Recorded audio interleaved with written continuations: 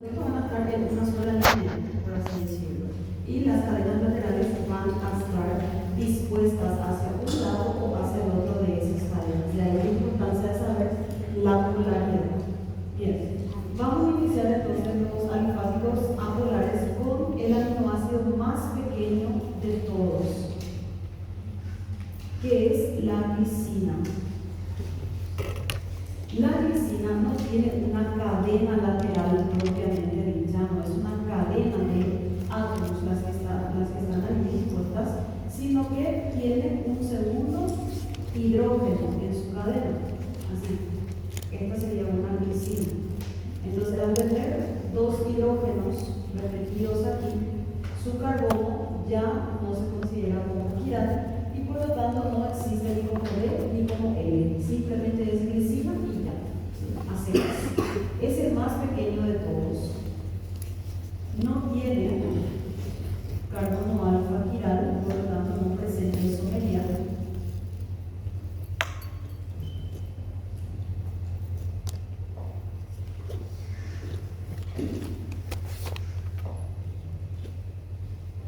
Y por ser el más pequeño de todos, la glicina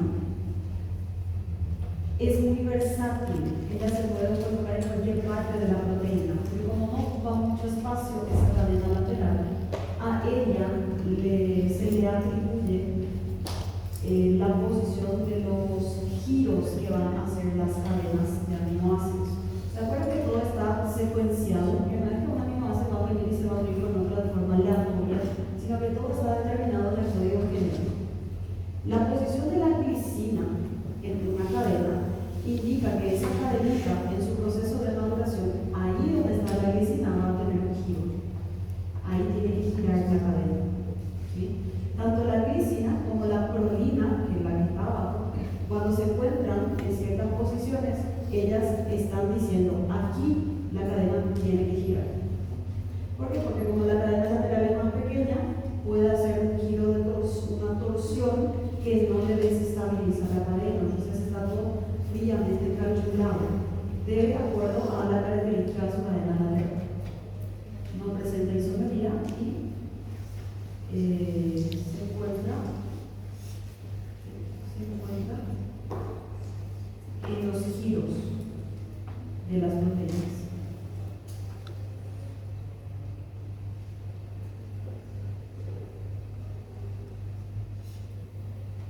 En los giros de las proteínas también se encuentra la prolina. También se encuentra la prolina. La prolina es un aminoácido alifático apolar, pero su cadena lateral, cuando entra en contacto con el medio acuoso, se comporta como un alcano. ¿Qué le pasa a los alcanos? ¿Se acuerdan de los hidrocarburos? Los alcanos, cuando entran en el medio acuoso, se ciclan, se cierran sobre sí mismos. Entonces, de pasar a ser una cadena así, pasa a ser una cadena así. Se cierra sobre sí misma. Entonces, la prolina es un aminoácido, el único. Fíjense que puede parecer contradictorio, pero es alifático cíclico. ¿Verdad que parece contrario? Porque al decir alifático estoy diciendo de que es de cadena abierta. Pero claro, cuando entra en medio acuoso, se cicla, se cierra.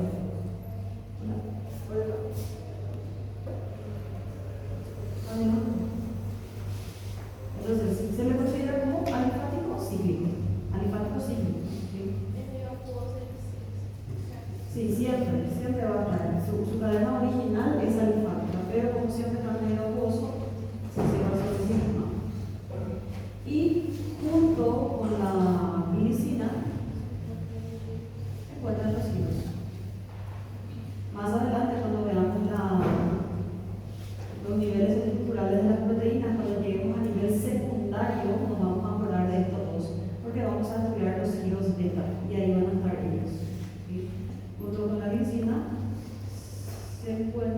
en los giros.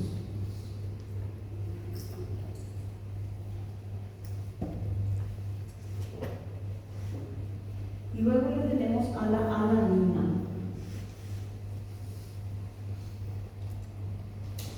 La alanina no tiene una característica así como muy especial, pero sí es un aminoácido apolar que contiene en su cadena lateral un grupo llamado metilo, que es el CH3. Entonces, altamente apolar, porque el CH3 sería esto. Acá estaría el carbono alfa. Entonces, CH3. Tiene 3 hidrógenos y los 3 están unidos a un carbono. Entonces, están distribuidos sus enlaces así de forma neutral.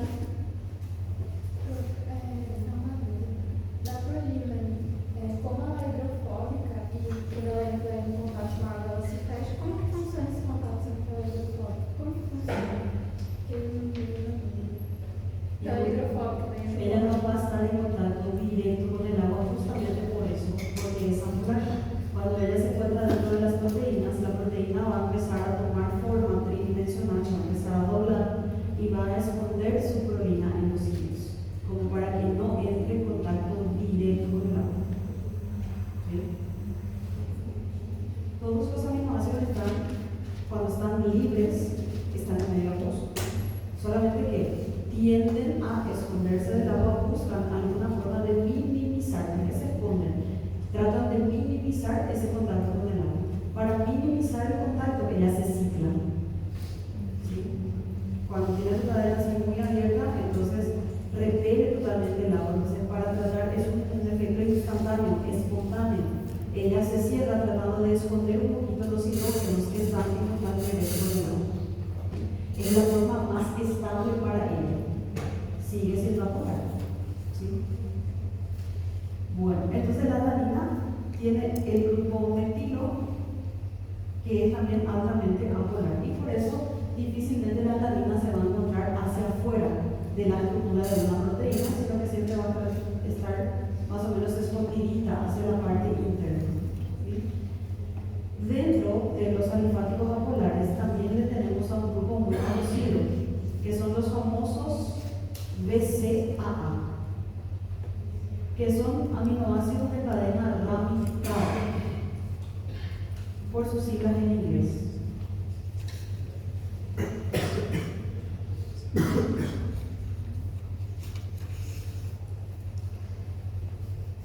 B, C, A. Aminoácidos de cadena ramificada.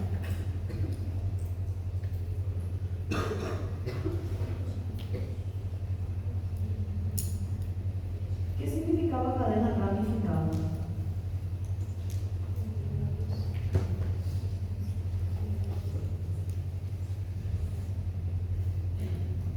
Esta es una cadena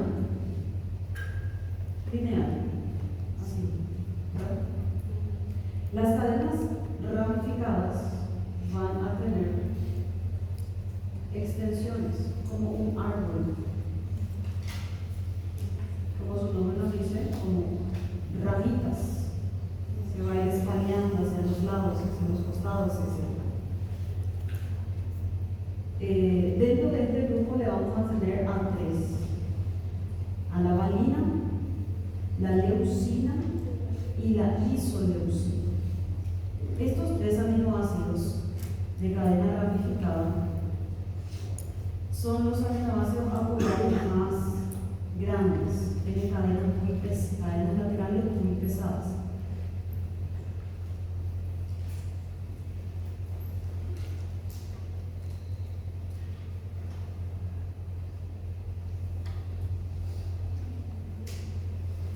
La característica principal de los aminoácidos de los BCAA es que estas se encuentran formando parte de las fibras musculares.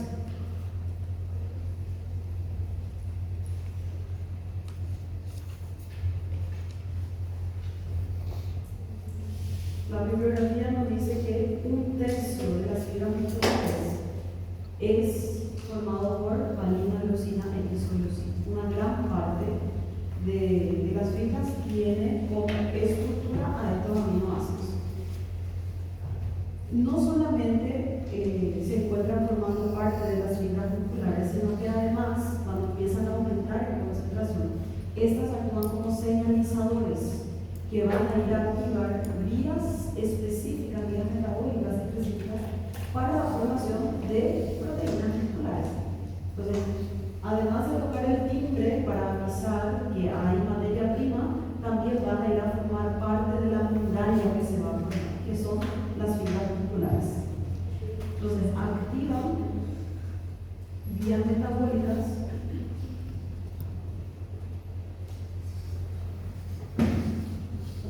de biosíntesis muscular, o sea, de biosíntesis proteica.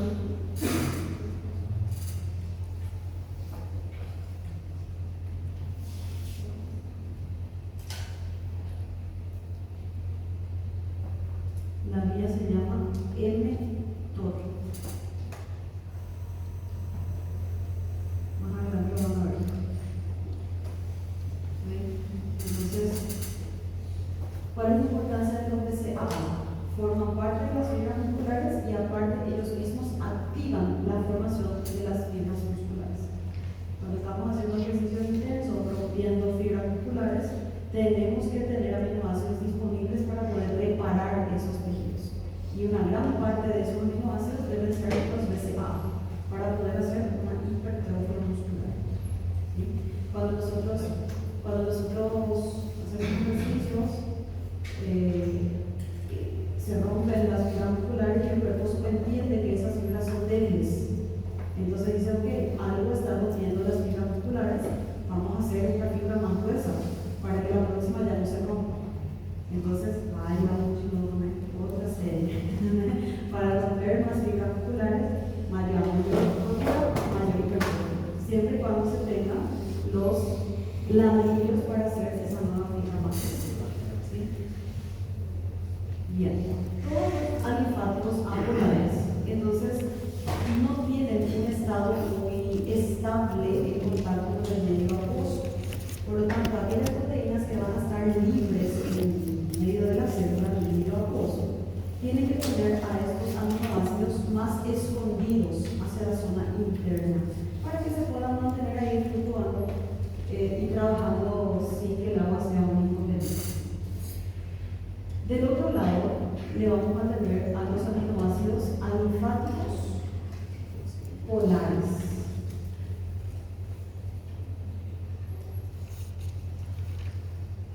¿Qué quiere decir? De cadena abierta, pero hidrofílicas. Cadena abierta, hidrofílicas.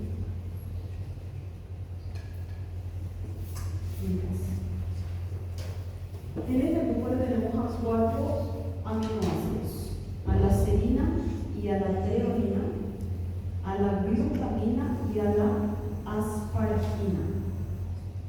¿Sí? Los primeros dos, la serina y la treonina, son muy parecidos porque en su cadena lateral tienen un grupo alcohol, un grupo OH, que nosotros sabemos que está formado de esta manera, con los electrones más hacia el oxígeno, creando una carga parcial. Por lo tanto, tranquilamente pueden hacer contacto con el agua, ahí en la cadena lateral. ¿Sí? Ahí abajo le tenemos a la glutamina y a la asparagina, que en lugar de tener un grupo alcohol, tienen un grupo fusionado que se llama grupo amida, que sería un grupo amino NH2, pero unido a un resto de ácido carboxílico, o si quieren llamarlo cetona igual. C, doble enlace oxígeno y el grupo amino. Se llama amida. Cuando el grupo amino está directamente unido a un resto de ácido carboxílico, que también por ser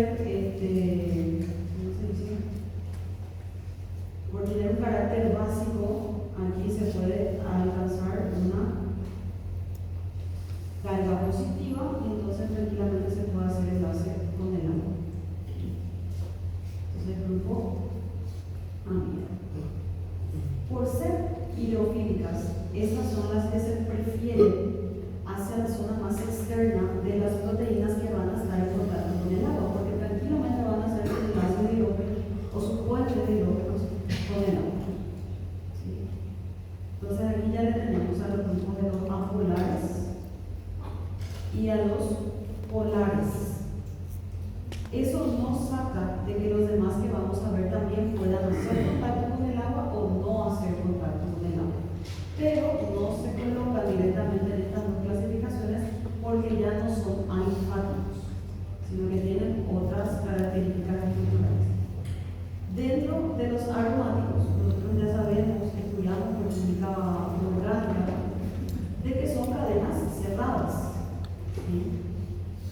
Estas estructuras aromáticas se caracterizan por tener dobles enlaces y estos dobles enlaces pueden cambiar de lugar. Entonces normalmente dibujamos a estas estructuras con un anillo así en el medio, que significa que los enlaces dobles pueden estar intercambiando de lugar porque tenemos un dislocamiento de electrones. ¿Cómo se le llamaba esa característica? Se llama resonancia, la capacidad de movilizar los electrones de una orbital a otra, mudando de lugar los enlaces libres. Esta característica de resonancia o de dislocamiento de electrones hace que de todas las estructuras aromáticas tiendan a ser modificadas por la luz ultravioleta. La luz UV incide sobre ellos, los electrones empiezan a excitarse demasiado y liberan energía, rompiendo los enlaces que están formando parte de este anillo, rompiendo de esta manera los anillos. Dentro de los aromáticos tenemos a la fenilalanina, al triptófano y a la tirosina. Cuando nosotros hablamos de estructuras aromáticas, por definición ellas son apolares. ¿Por qué? ¿Se acuerdan que venían de una clasificación de los hidrocarburos? Y los hidrocarburos están formados por carbono e hidrógenos.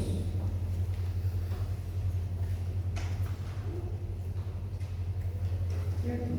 Entonces, todas las estructuras aromáticas, por definición, son apolares. La fenilalanina es totalmente apolar porque en su composición, en su composición, en su cadena lateral, tiene este grupo fenil, este grupo benceno, ¿sí? Y aquí en su bolita, en la parte de abajo, tiene un grupo CH3, fenilalanina. ¿Se acuerdan? Acá hay la alanina. La alanina tiene un grupo metilo como cadena lateral. Si antes de este grupo metilo le colocamos un grupo fenil, entonces se llama fenilalanina. ¿Sí? Entonces, por definición, acá todos estos son apolares. Y más esta colita de hidrógenos y carbonos también hace que sea totalmente apolar. ¿Sí? Sin embargo, por ejemplo, la tirosina tiene su grupo fenil, así mismo como la fenilalanina, pero en lugar del CH3 tiene un alcohol. Dime.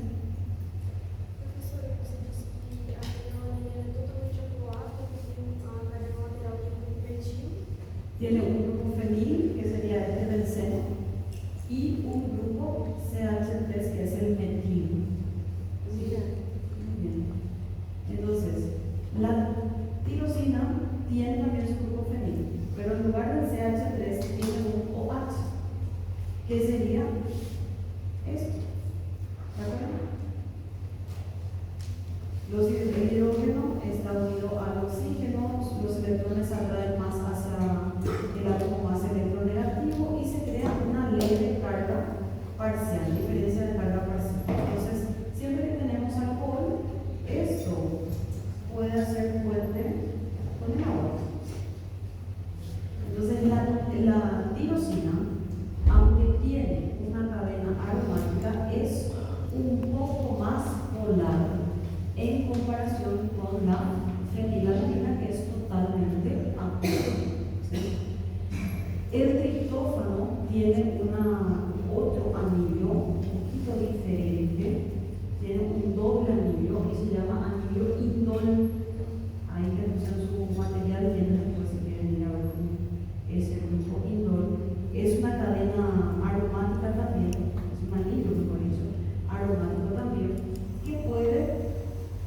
adquirir carga positiva porque tiene nitrógeno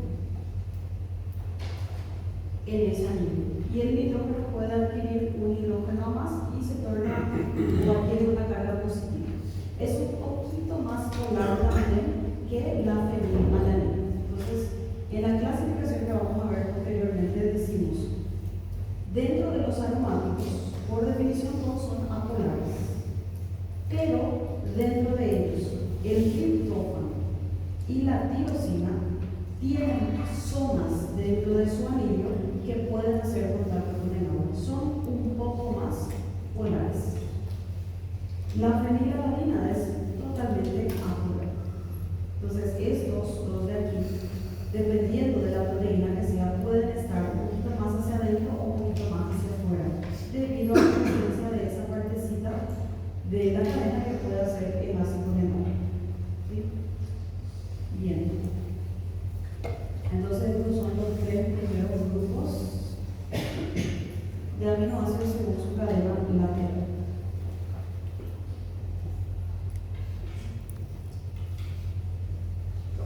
No sé si queremos apagar esa luz. Creo que se va a ver un poco más. Ahí sí, yo no sé.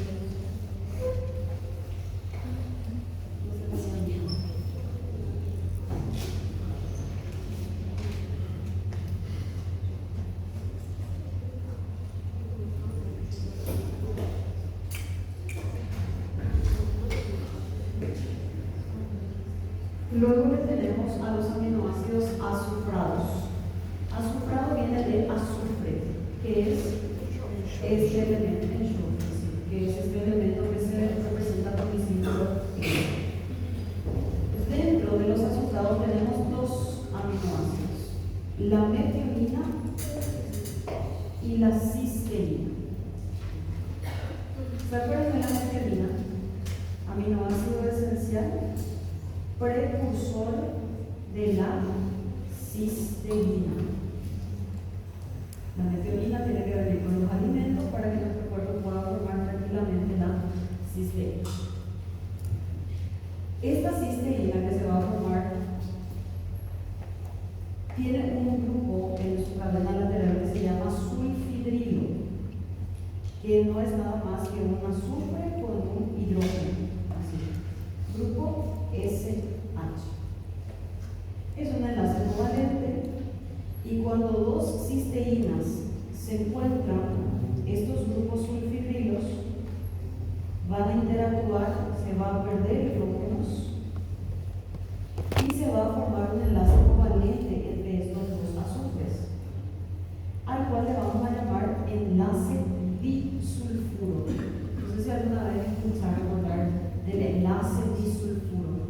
Se hace entre dos azufres y específicamente cuando dos grupos sulfidrilos o dos grupos SH se encuentran y interactúan entre ellos. ¿Cuál es la importancia de la cisteína?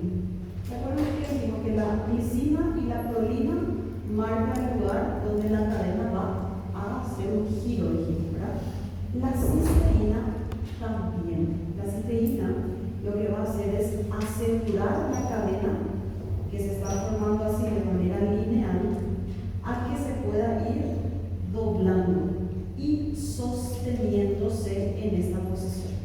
Imagínense que acá tenemos una cadenita de aminoácidos y estos puntitos negros son cualquier aminoácido, alanina, glutamato, glutamina X, y aquí en los puntitos rojos le tenemos a dos cisteínas. Cuando se presentan estas cisteínas, a medida que la cadena va teniendo una forma tridimensional, se va doblando, lo primero que va a hacer que estas se mantengan en esa posición de doblado son las cisteínas. Esta cisteína de aquí sería esta cisteína de aquí. Voy a ponerle un número a los aminoácidos. Aminoácido 1, aminoácido 2, aminoácido 3, 4, 5, 6 y 7. Cuando esto se va a doblar, tenemos el aminoácido 1 acá, 2 acá, 3, 4 5, 6 y 7. ¿Sí? Entonces, ¿en dónde está la cisteína? La primera cisteína. En el 3. ¿Sí? ¿Dónde está la otra cisteína? En el 6. Entonces, fíjense que estaban a 2 aminoácidos de distancia, pero consiguieron unirse a la hora del proceso de doblaje y se mantuvieron juntas, formaron un enlace disulfuro pegajoso para que la cadena se mantenga así, dobladita. Pero parte 5 tiene que ser una proteína. Probablemente va a ser una proteína o una lisina. ¿Sí? Por eso la secuencia no es aleatoria. Cada aminoácido tiene un lugar específico dependiendo de cómo la proteína se va a doblar. ¿Sí? Entonces también se encuentran en los giros de las proteínas. ¿Cuáles son los 3 aminoácidos entonces que vamos a encontrar en la parte que la proteína va a hacer su giro tridimensional? Glicina, prolina y cisteína. ¿Cuál de los 3 es el responsable de darle más estabilidad a ese giro? La cisteína, porque forman enlaces fuertes, enlaces covalentes entre los azúcares. ¿Sí? Además, no solamente aquí está la importancia, cuando las cisteínas están libres en el medio acuoso, se pueden encontrar con otras cisteínas. ¿Sí? No necesariamente estando en una cadena de aminoácidos, sino estando así de manera independiente. Una cisteína se encontró con la otra y formaron un enlace entre ellas. Esa molécula más grande que se va a formar se llama cistina. ¿Sí? La cistina es la unión de 2 aminoácidos o de 2 cisteínas específicamente. ¿Sí? Esta cistina es una unión de aminoácidos que rápidamente cuando se forma se tiene que volver a soltar, se tiene que volver a desprender para poder reabsorberse a nivel renal y traer de vuelta hacia circulación los aminoácidos. Esto a través de transportadores específicos. Existen algunos pacientes que tienen mutaciones en esos transportadores que en lugar de permitir que las cisteínas vuelvan a pasar hacia la circulación, se vuelvan a desprender, no permiten su pasaje. Entonces, estas cistinas que se están formando se van acumulando a nivel renal, a nivel de túbulos renales, y como no se pueden pasar de nuevo a circulación, se mantienen ahí juntitas. Al estar así juntitas, son altamente apolares. Entonces, una molécula apolar con otra molécula apolar que esté cerquita en un medio acuoso, ¿qué va a ocurrir con ellos? Cuando 2 moléculas apolares están sueltitas en medio acuoso, se van a encontrar, van a atraerse para tratar de minimizar ese contacto con el agua, ¿verdad? Entonces, esta acumulación de cistina, que ya no se puede traer hacia la sangre porque hay una alteración en el transportador, va a empezar a formar un acúmulo de cistinas y estas se van a organizar de forma muy china, en forma de cristales, más o menos así, rhomboidales. Se van a formar cristales de cistina. Estos cristales, a medida que se van formando, evidentemente se van acumulando y se van a ir atrayendo entre ellos, formando cálculos o litiasis a nivel renal. ¿Sí? A esta situación se le llama cistinuria. Es una enfermedad causada por una mutación en el transportador de la cistina. No tiene cura, no tiene tratamiento específico. Hay algunas cosas que se pueden hacer para tratar de mediar, de minimizar esa formación de cistina. Por ejemplo, ¿qué es lo que está causando que se forme cistina? La disponibilidad de cisteína, ¿cierto? ¿Y de dónde yo tengo cisteína? De la metionina, que viene de dónde? De la alimentación. Entonces se disminuye el consumo de metionina para disminuir la producción de cisteína y esto disminuye la producción de cistina y también la acumulación organización. ¿Sí? Eso lo vamos a ver caso clínico más adelante. ¿Está bien? Entonces recuerden el papel de la cisteína cuando se une con otra cisteína. ¿Diga? ¿Cómo? Sí, un error, una mutación en el transportador. Ese transportador también transporta otros aminoácidos, pero el más importante es la cisteína. ¿Sí?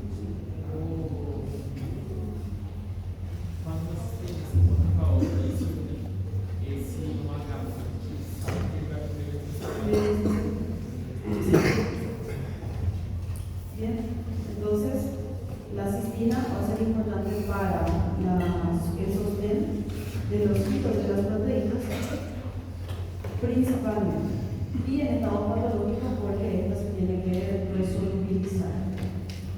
Y por último vamos a tener a los ácidos y básicos. La característica de cualquier molécula ácida es que libera protones. La característica de toda molécula básica es que reciben protones del medio celular. ¿Sí? Entonces, los aminoácidos que son ácidos son solo dos. Y coincidentemente, por una cuestión de nomenclatura, los dos que son ácidos terminan en ato. Glutamato, aspartato. Si se fijan, los otros dos terminan en ina.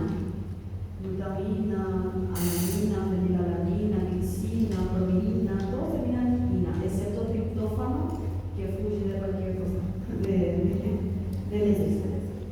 Pero son los dos únicos atos, son los ácidos. Un aminoácido ácido es aquel que tiene dos grupos ácido carboxílico. El primero, que siempre va a estar en su estructura básica, unido al carbono alfa, bonichino, como ya conocemos. Y el segundo ácido carboxílico se encontraría entonces en la cadena lateral.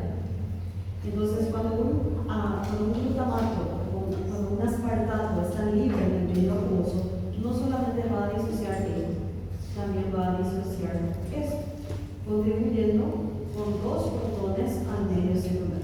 Por eso es que también estos van a ayudar a actuar como tampones intracelulares reguladores del pH junto con el tampón fosfato para ayudar a mantener el equilibrio siempre y cuando se necesite. El glutamato y el aspartato va a ayudar a liberar hidrógenos cuando las células se encuentran en un pH más alcalino, ¿cierto? Cuando tenemos un pH más alto, empezamos a liberar hidrógenos y esto hace que el pH empiece a disminuir hasta ciertas concentraciones que se necesiten dentro de la célula. Entonces, ¿cuál es la característica principal que tenemos que saber? Los aminoácidos ácidos, que son glutamato y aspartato, tienen un segundo grupo ácido carboxílico en su cadena. Y los básicos son los que reciben, ¿verdad? Hidrógenos. ¿Cómo? Sí, el medio acuoso, el medio celular. Todos estos están libres ahí en medio citoplasmático. El citosol está hecho con 70% de agua. Entonces sí, eso va a ocurrir ahí dentro de la célula. Como los básicos le tenemos a la histidina, arginina y lisina, que a diferencia de los otros van a tener un segundo grupo amino. El primero siempre es de la cadena, el de la estructura básica, ¿verdad? Y el segundo que se va a encontrar en la cadena lateral. No solamente va a agarrar un hidrógeno positivo del medio aquí, sino que va a agarrar otro en su cadena lateral. Entonces, si el pH está muy bajo, muy ácido, hay un exceso de protones que van a hacer estos aminoácidos, van a empezar a sacar hidrógenos para tratar de mantener de nuevo el equilibrio. Junto con el sistema tampón fosfato, estos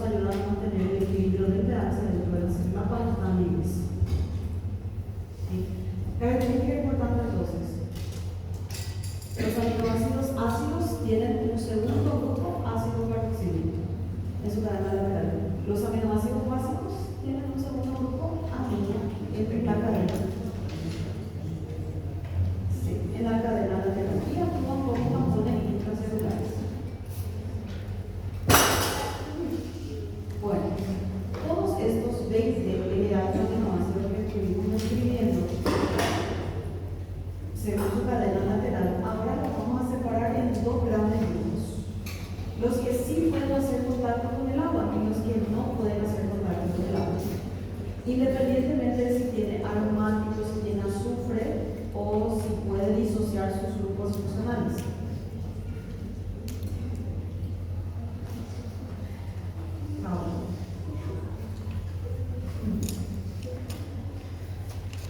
Los primeros que vemos aquí: glicina, prolina, alanina, valina, leucina e isoleucina. ¿Son quiénes? Alifáticos apolares, los que estaban en el grupo de los alifáticos apolares. Evidentemente ellos no van a poder hacer contacto con el agua, entonces nos vamos a poner en el grupo de los apolares. La fenilalanina, ¿dónde estaba? Aromático, totalmente apolar. ¿Sí? Entonces, aquí también le vamos a poner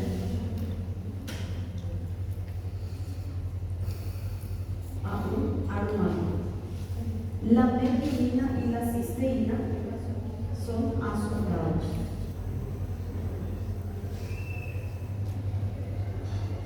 Del otro lado le vamos a tener a la serina, treonina, glicina, glutamina y asparagina, que son alifáticos polares.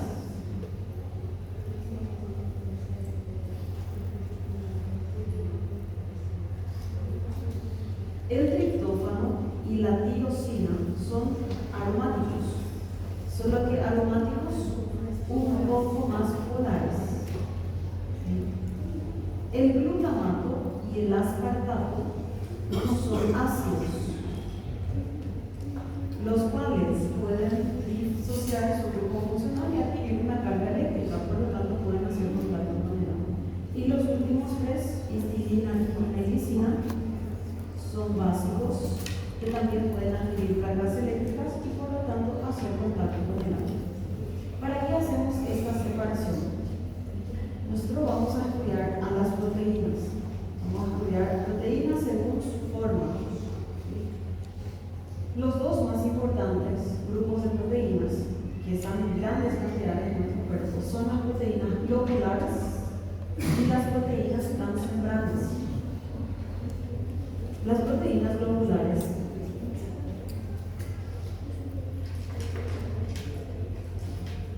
son todas aquellas que parecen un globo, como su nombre nos dice. Son estructuras medio arredondadas, no perfectas, pero más redonditas, ¿sí? Y van a tener que estar en contacto con el agua. Para que se pueda hacer contacto con el agua, ¿qué necesita tener esta proteína? Hacia la zona más interna, hacia la zona más externa.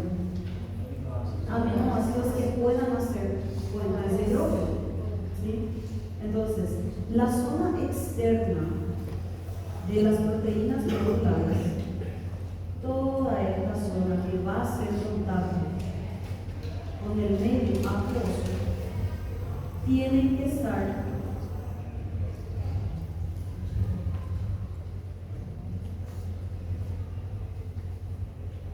los aminoácidos dispuestos, los aminoácidos polares. Porque claro, si acá sale un grupo OH de una serina, entonces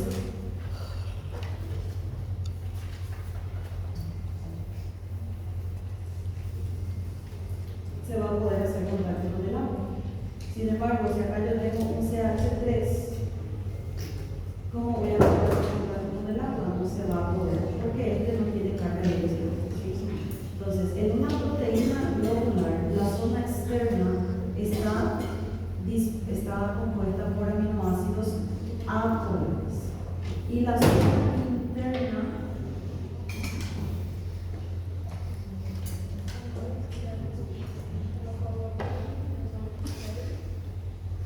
en la zona externa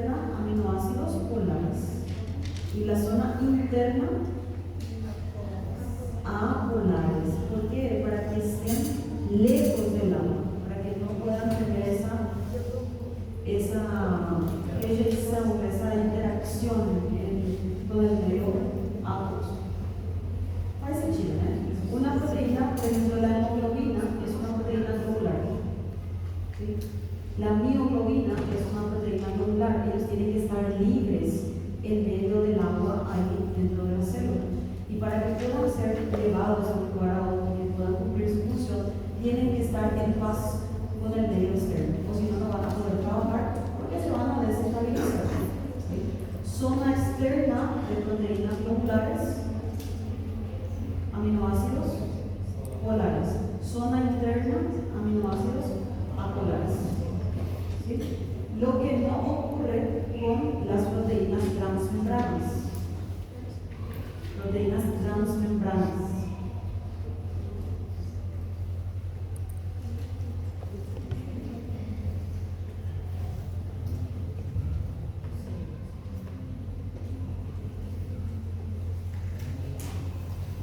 Cuando nosotros tenemos una proteína transmembrana, esta se va a encontrar en medio de la membrana lipídica, sea esta membrana plasmática, sea membrana mitocondrial, X. Se va a encontrar en medio de estos fosfolípidos. ¿Sí?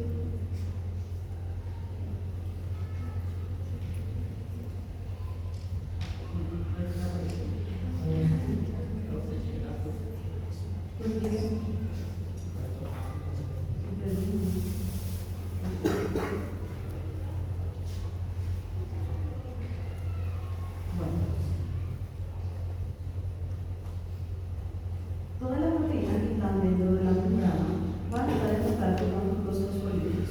Nosotros sabemos que los fosfolípidos tienen una parte polar y una parte apolar, donde están los ácidos grasos, que son las piernitas que tienen estos vínculos, ¿verdad? Entonces, una proteína transmembrana va a estar así.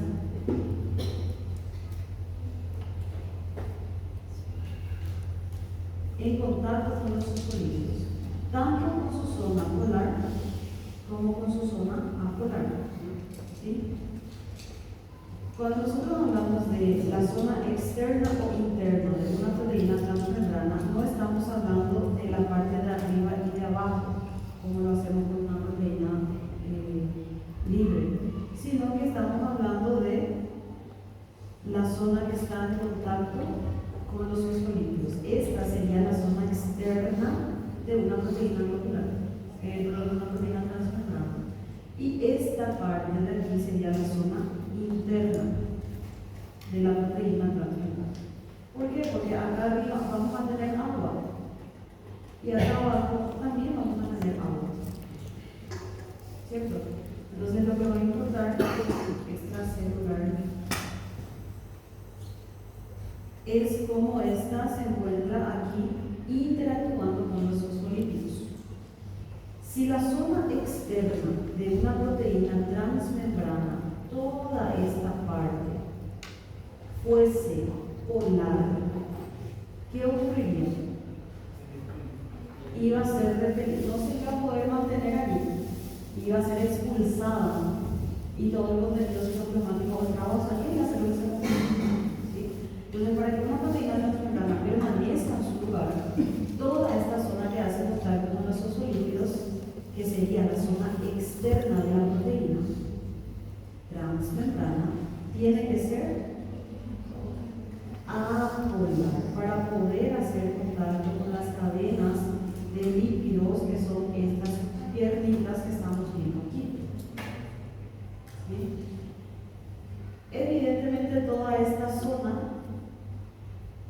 la parte de arriba y de abajo y la parte interna, tiene que ser polar.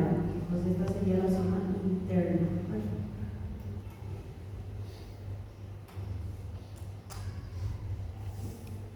Sería al contrario de una proteína globular, ¿se dieron cuenta?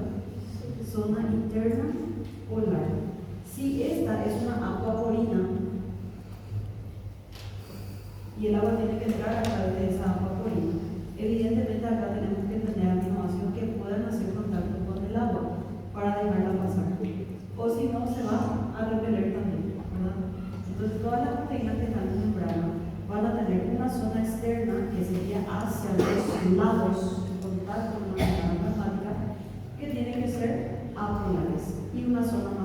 externa polar.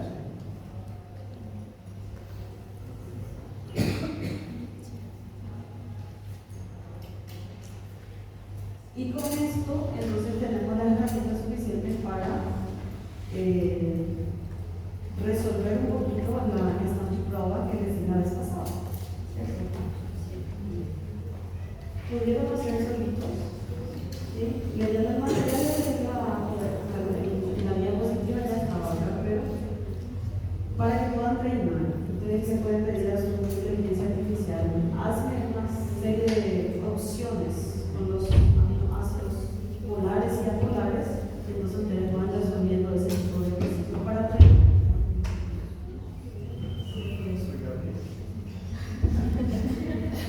Fila 1. Selecciona la secuencia de aminoácidos que estaría dispuesta en la zona externa de una proteína globular. Proteína globular, para empezar, ¿verdad? Redondita. Zona externa. ¿Cómo tiene que ser? Sí, tiene que estar en contacto con el polar. Ok, entonces lo que yo voy a buscar es el conjunto de aminoácidos polares que me dan.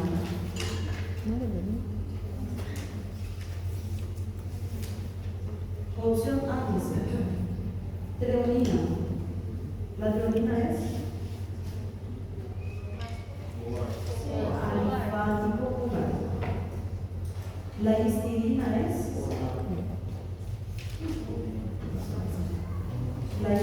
es básico polar. Glutamato, ácido polar. Alanina, alifático apolar. Está ahí, no va a terminar con alanina. ¿Sí? Segundo, metionina, azufrado apolar. Fenilalanina, aromático muy apolar. Isoleucina, aminoácido de cadena ramificada apolar. Porprolina, alifático apolar cíclico. Ya les pongo así para que se puedan ir recordando los características. Entonces aquí, miren, glutamina, alifático polar. Histidina, básico polar. Treonina, alifático polar. Aspartato, ácido polar. Aquí tenemos la secuencia de los 4 aminoácidos que son polares. Glicina, alifático polar. Tirosina, aromático un poco más polar.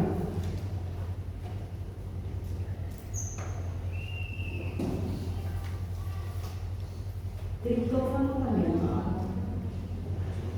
aromático un poco más polar. Y valina, aminoácido de cadena ramificada apolar. La única secuencia de aminoácidos que me daría para colocar hacia la zona externa de una proteína que tiene que estar en contacto con el agua sería la secuencia de 4 aminoácidos polares. Respuesta correcta, C. ¿Sí? Entonces ahí se evalúa. Si sabemos hacia dónde tienen que estar los aminoácidos en las proteínas, si hacia adentro polar o afuera polar, la abreviatura de los aminoácidos, como que se dieron cuenta, que ya está abreviada. La clasificación según la cadena lateral y razonamiento, ¿verdad? Son 4 cosas que se van a evaluar en el ejercicio. Fila 1, fila 2. Interna de una proteína globular. La respuesta sería sí. Fila 3. Externa, proteína transmembrana.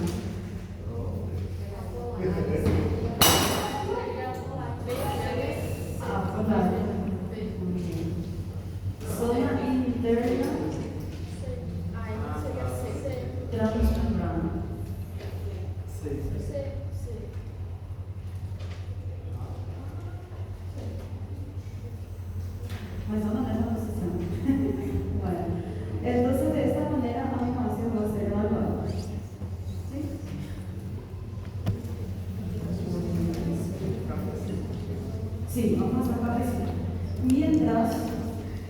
me pueden ir trayendo, voy a firmar ya los. ¿No era para firmar este? No, yo pensé que este era otro. Entonces, voy a tomar el café y voy a ir en 15 menos.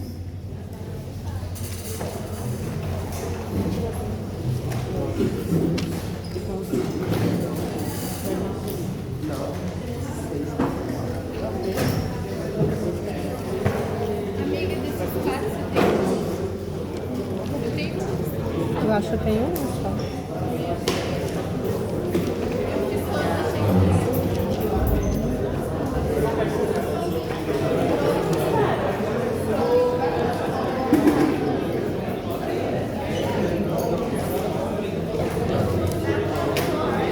Você fez os outros, Aimee? Você fez os outros? Ela